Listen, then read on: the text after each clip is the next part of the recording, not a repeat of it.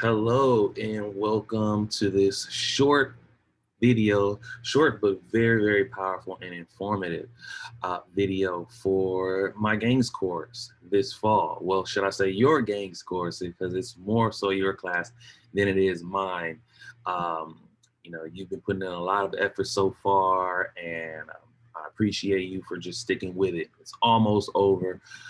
I'm your professor, Dr. Harris. I was about to say I'm your host. Like, it does sound like it's about to be something like that, but um, I want to make this quick message because today and tomorrow I will be hosting a window of office hours so that I can answer any questions, offer any clarity, and eliminate any ambiguity, right, gray area about anything coming up next.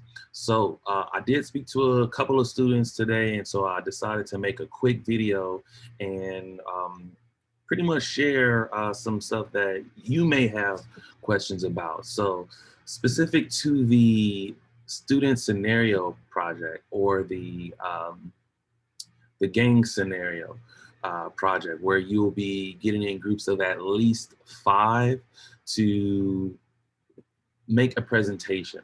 So one of the questions that came up was about how to execute this as a presentation, whether or not do we have to do, what type of video can we do? So I'm going to suggest an option, which is the most easiest one. So similar to what I'm doing right now is I'm in Zoom, and that's exactly how you can record your presentation with your group. So whoever is the leader, you simply create the Zoom space and make sure that all of your group members have the link, set a time, and then hop on it at that time. You guys can go do a practice run through, and when you're ready, hit that record button, right? So everyone, you hit that record button, and whoever is the leader wants to take the lead on narrating through the slides. So clicking the slides to the next slide. You can do it like that. And so let's say the first speaker is the gang leader talking about the scenario. Once the gang leader is finished going over their slides, they can then introduce the police officer. And that will signify the leader or the person that's clicking through the slides for you. That will signify to them, letting them know that the gang leader is finished and now it's the police officer's turn, and so that they can move to the next slide. And so that you'll be going over the slide, and then the police officer will say, this concludes my section or my perspective about the problem and the solution. Now I'm going to turn it over to the judge or the attorney. And then the person who's controlling the PowerPoint will just go into that part. And so on, from the community organizer or counselor, and then the college professor. So you can do it like that, or you can have everyone has the PowerPoint on their computer, and whoever's finished doing their part, you can just give the sharing capabilities to the next person. So after the gang leader is finished speaking, you can give sharing, you can make the police officer the host or that student the host, and then they can share their screen.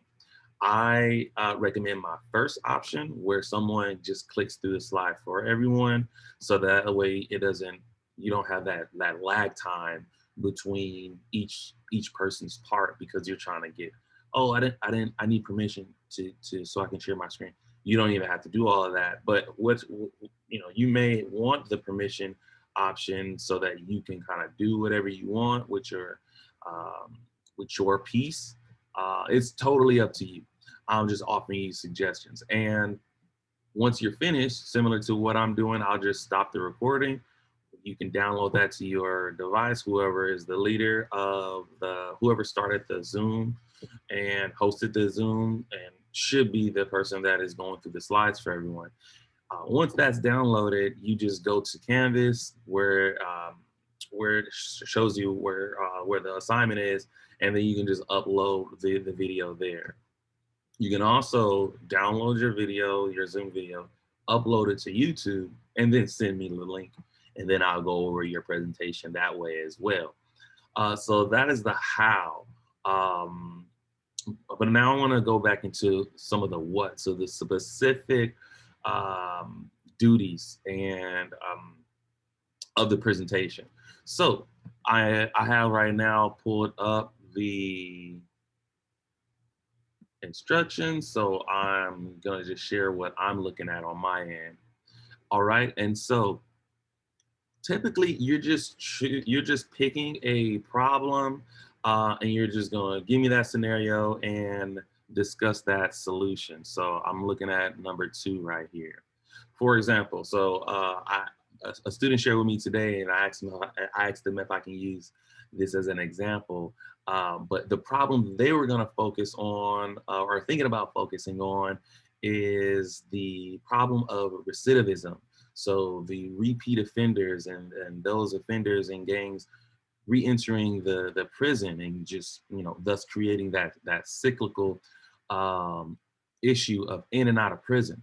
And so they wanted to talk about that and propose that a solution would be coming up with programs that would help reduce recidivism. For example, programs that help gang members re-enter the society as employable individuals that can make a lot of money. Because sometimes even if ex-convicts that are gang members get back into the workforce, they don't really make enough to take care of their family. So I'm like, okay, that is a great problem, and was not a great problem, but it's a good scenario to use, and you also have a good solution. And so how would that look will be the gang member is when the student gets to that part and is sharing that slide, they're talking about the issues of not being able to get into the workforce because the application process always disqualifies individuals who have a criminal record. And so it's really, really difficult. And that gang member then is sharing solutions and not only letting them know the problem from the gang member's perspective, but other solutions. The police officer, now when it goes to that student, is they're talking about the same problem and the solutions from the perspective of the police officer. So however that looks, get creative. How are gangs being viewed from the police officer's eyes, and how would you think a police officer would react to that solution? So you will want to play that role, right? And also from the judge or attorney, maybe the judge will say, they will reduce sentences if you show proof that you are in this program that helps you get jobs and helps you with your professional development. They would be more likely to help you out if you are in this program. The community counselor or organizer, this would be someone that says, yes, it's been a problem. This is one of the issues. Gangs and members of gangs, they don't want to keep, result to illegal activity, but there's not a lot of options for them. So we're going to create the program and create the center where those gang members can come, where they can still be in the gang. We don't want you to, we're not saying don't be a gang member because you still live in that neighborhood and that's a brotherhood or a sisterhood for you, an organization. We just want to separate the illegal aspects to the criminal aspects from that. And then you probably thinking to yourself, but does that still make it a gang if they're not committing a crime? Yeah, I mean, yeah. Think about the organizations that were there for the community before it turned into something illegal. All right, and so from this perspective, the counselor would offer resources and make partnerships with companies that value the program, and so they're creating like an on-ramp for gang members to go into those particular jobs, right? So that's something that and the college professor, somebody like me, will be promoting that program as well. I would probably teach those classes that help them with their professional development skills, their people skills, how to,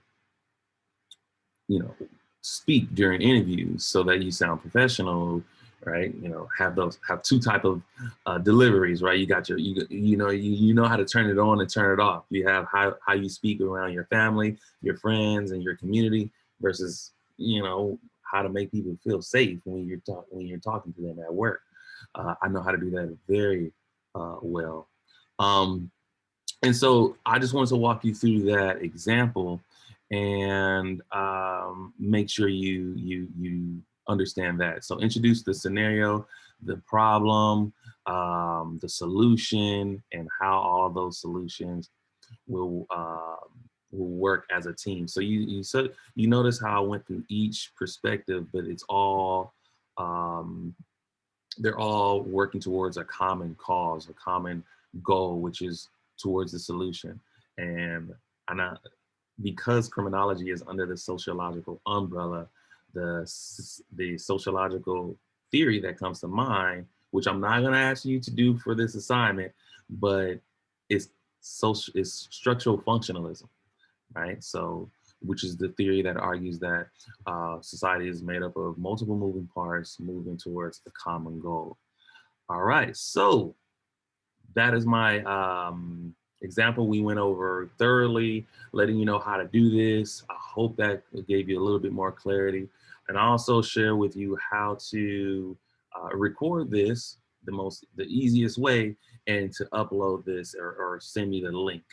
Um, However, if you still have outstanding questions and issues that you're coming up against, such as accountability and getting your group members to communicate, that's going to be a little tough. But what I can do is offer some support by reaching out to them on your behalf. But the show must go on, and at the end of the day, this is your transcripts, this is your grade. So I'll do my part. If someone is, you know, dragging and lagging, um, but you know, make sure you be that leader and get things done.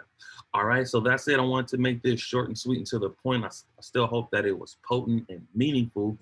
But if you have any questions, I will be available tomorrow. So reach on out. Have a good rest of your weekend. Happy Veterans Day, and bye for now. This is Dr. Harris signing off.